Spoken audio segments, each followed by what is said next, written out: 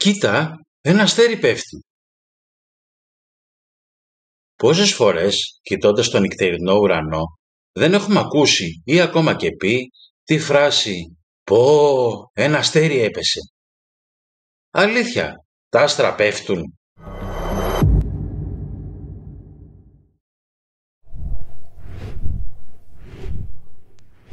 Γεια χαρά, είμαι ο Πάνος και με συγχωρείς που σου χαλάω το ρομαντισμό, αλλά τα αστέρια δεν πέφτουν.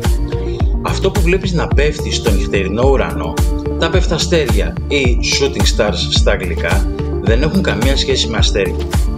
Δεν είναι ότι δεν τα κολλήσαμε καλά στον ουρανό και πέφτουν.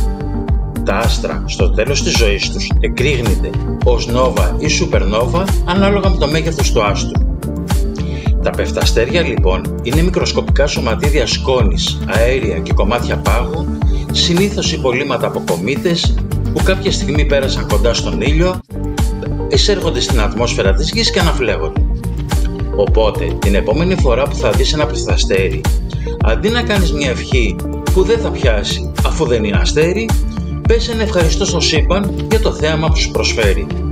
Να είσαι σίγουρος, σίγουρη, αυτό θα εκτιμηθεί περισσότερο.